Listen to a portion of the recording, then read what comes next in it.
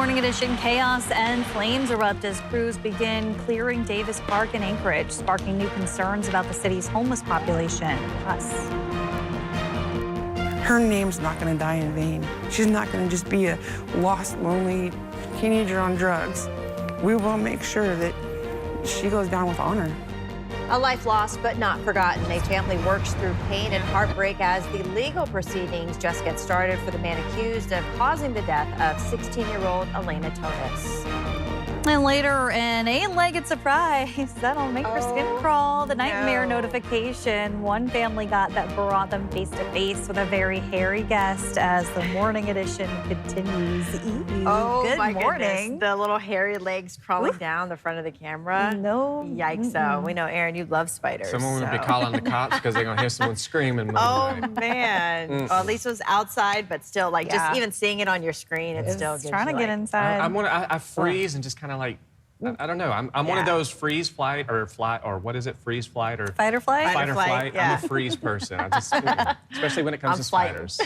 Still holding on to some of that cloud coverage across South Central to start off the morning. The marine layer still with us, particularly for areas nestled up against Cook Inlet. This is where we continue to hold on to some of those cloudy conditions each and every morning. But the afternoons and evenings have provided that chance for some sunshine, and we'll see a better opportunity for that sunnier weather later today. 46 is where we're currently sitting at. Those winds remaining fairly calm across South Central. Warmer to the north, 58 in Fairbanks, 59 degrees in McGrath. We've got those 30s and 40s as you head along the slope, where we're still seeing those flooding potential. We've got some flood advisories, some flood warnings, as well as a flood watch for the vast majority of the slope region. And then out towards the Aleutians, this is where we're going to continue to hold on to most of the unsettled weather through the rest of this week. Now, with that being said, we're still going to see some afternoon showers and thunderstorms firing through the interior and areas of the Susitna Valley near the foothills of the Talkeetna Mountains.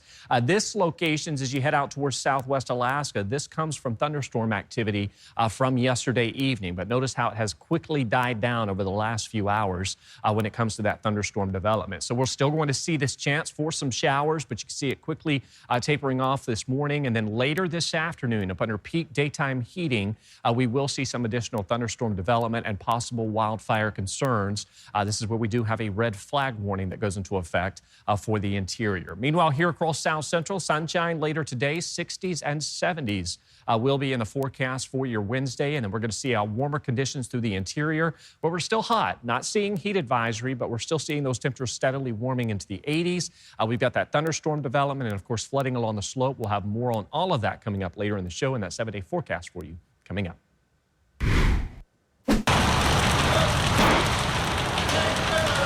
It was done on purpose.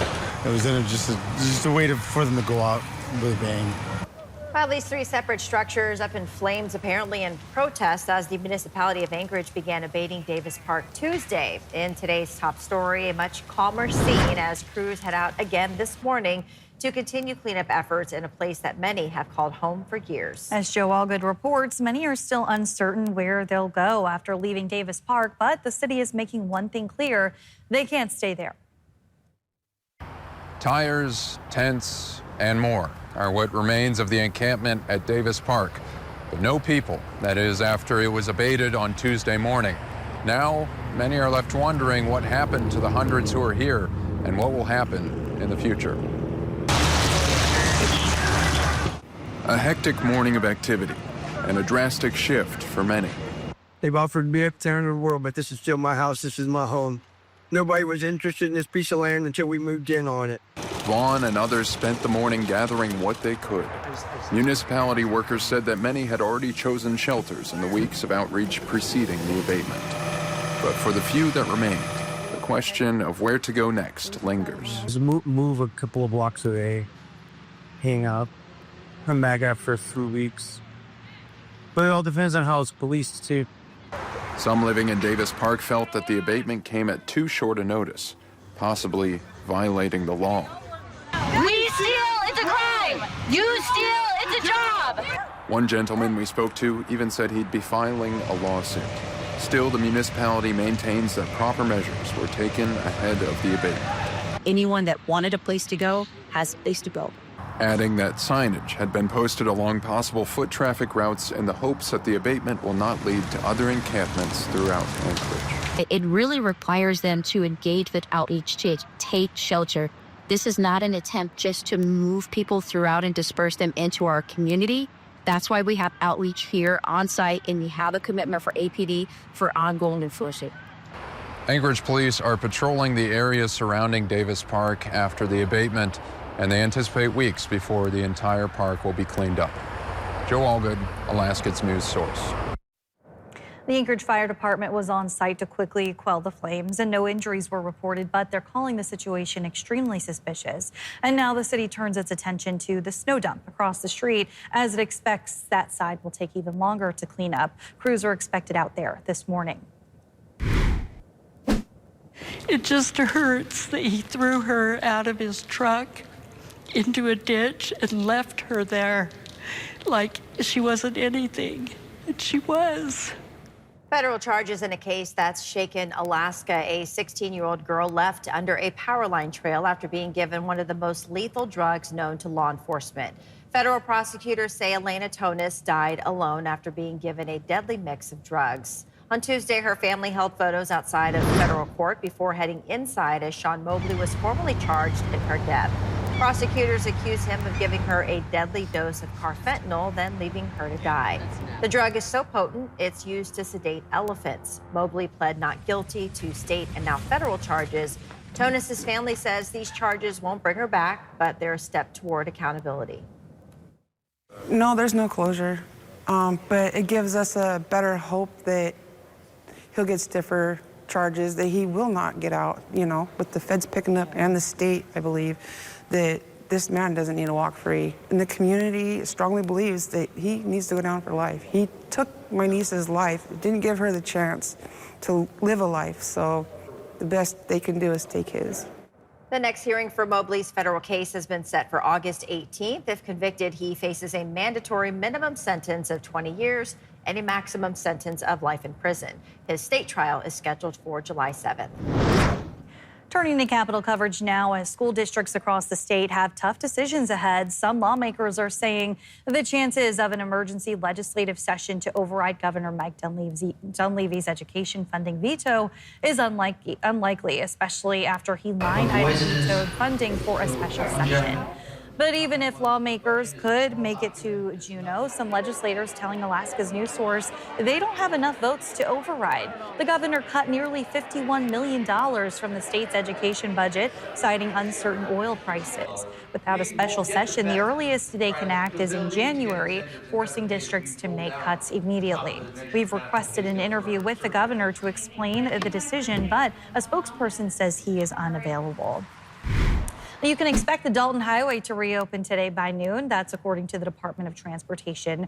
Crews have been working to make repairs since Saturday after a washout forced a closure on the only road to the North Slope oil fields. The DOT warns drivers to expect delays in single-lane sections at multiple locations as repair work continues. The Joy Community Center in Fairbanks is set to close on July 1st. This after the Borough Assembly voted down an ordinance that would have provided funding to keep the center open longer. The narrow 5-4 vote now leaving several programs scrambling for a new space. Assemblymember Barbara Haney says many groups can return to old locations or use empty school buildings, but that doesn't work for some organizations like the Interior Girls Softball Association, who said the Joy Center was their only winter option for gym time. Now they're left looking for an alternative. I think it's just important that we continue to support the youth in our community and we make sure that they have safe places to go all year round. I think the winter can be really hard for a lot of people. This whole idea that we need a separate building just for adaptive programs, to me, it's just too costly. We're already way over budget. Those who voted against keeping the facility open longer cited maintenance costs. The city is now looking to hand the building over to private hands. 4 members of Congress, including Alaska Senator Lisa Murkowski, are renewing a bipartisan push to protect coastal communities from a growing threat, ocean acidification. Murkowski, along with Senator Sheldon Whitehouse and 2 representatives, have reintroduced the Coastal Communities Ocean Acidification Act. The bill gives the National Oceanic and Atmospheric Administration more resources to partner with local and tribal leaders to monitor and respond to changing ocean conditions and pollution that threaten fisheries, food security, and marine life. We have a tendency of using our ocean as a dumping ground. 80% of the pollution that we find on the ocean actually comes from land. And I think this is where we need to try to convince our decision makers to take actions. The legislation now heads back to Congress, where supporters hope this time it makes it to the president's desk. Coming up, there's a bit of a learning curve when it comes to which plants thrive in Alaska. But one public garden in the interior has perfected the practice after years of trial and error. We'll explore a garden more than 100 years in the making in today's Arctic Gardens next. Hazy conditions and hot weather remains through the interior. Meanwhile, we're still watching some thunderstorm development. I'll have more on that. But first, at sunrise, 2:58 in Fairbanks, 5:13 in Bethel. Your full forecast is next. Welcome back. 14 minutes past the hour on this Wednesday. Yeah, let's get a check of weather, sunshine in our future. Yeah, we are going to continue to see that warmth as well as sunshine finally making a return to South Central. Of course, we do have that marine layer that is still with us this morning, particularly for areas against the Cook Inlet where we continue to favor those overcast conditions. Heading into the interior where temperatures have continued to steadily warm into the 80s. Now, we are losing some of that data for Sunday, but we did hit 84 degrees. But since about Saturday, those temperatures have been steadily warming into the 80s. Once again, expecting that today. There is no heat advisory for the interior. With that said, it's still going to be hot. So for some of those sensitive groups, you may find it a bit on the warm side the next couple of days. Overnight lows have been bottoming out into the 50s, near 60 degrees for parts of the interior. Here in South Central, we've been managing to bottom out in the 40s, while areas along the slope as well as out west have seen those overnight lows dropping into the 30s. But we finally have tapped into that summer weather over the last week to week and a half. We're going to continue to favor many areas on the warmer side. Notice that ridge really shifting to the north, favoring the interior as well as areas of the slope. This is where we continue to see rapid snow melt as well as some ice jam concerns. Meanwhile, as you head out towards southeast, we've got that area of low pressure, which will keep some rain showers in the forecast. And we've also got more rain expected out towards the Aleutians. What we're going to be favoring here over the next couple of days is that low out towards the Aleutian Islands, continuing to stay locked in place due to this ridge, showing little movement the next couple of days. In fact, by week's end, it will actually re-strengthen for parts of the state. That's going to favor more sunshine across South Central. With that being said, we will still see that afternoon showers and thunderstorms each and every day, which will lead to continued growing wildfire concerns across the state.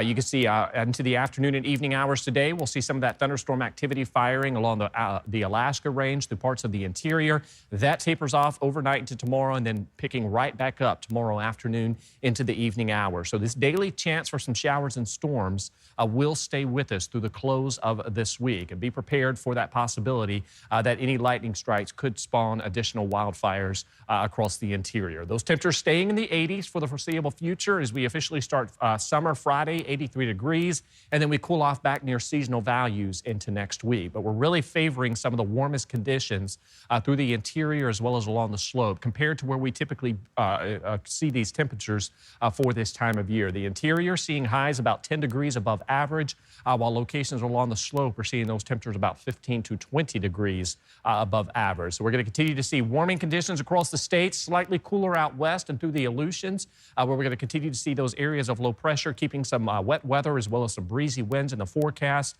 While we are quiet here across South Central, we do have that marine layer this morning. We will see the return to some sunshine throughout the day, mostly sunny conditions through Prince William Sound and the Copper River Basin. We'll also see some of those hazy skies, 80 degrees in Colcana, warming into the 70s through the Mat-Su Valley. You'll also see some of those hazy conditions, and the foothills of the Talkeetna Mountains could see some thunderstorm development later today.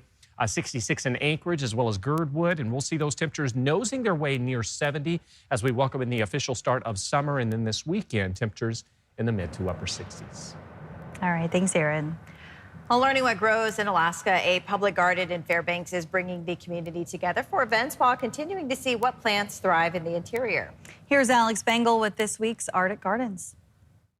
On the west side of the University of Alaska campus, Georgeson Botanical Garden displays 8 acres of perennials, roses, dahlias, fruits, and a plethora of other plants for the public to see. So we're showcasing all of the different things that Alaska offers. Its 9 full-time employees are also experimenting with hazelnut and chestnut trees. The garden's history is all about trials. So we have been trialing plants since the garden started and the farm started, which was in 1906. The area was initially started to see what would grow in Alaska when it was still a territory, becoming a public garden in 1989. Now, it offers workshops, education courses, and community events for people in Fairbanks to gather, along with an ever-changing visual variety. Every week it looks different. So we have all these high-impact perennials that come and go with their blooms. It's always changing. And Alaskans aren't the only locals to take an interest in the garden. We run rampant with squirrels. We have had porcupines in the past, usually in the winter. And then in the winter and early fall, we have moose. Enjoying a garden more than 100 years in the making, with even more variety and expansion expected in the future. Alex Bengal, Alaska's News Source. You've been listening to the Alaska's News Source podcast. Subscribe to have the latest episodes delivered to your library automatically.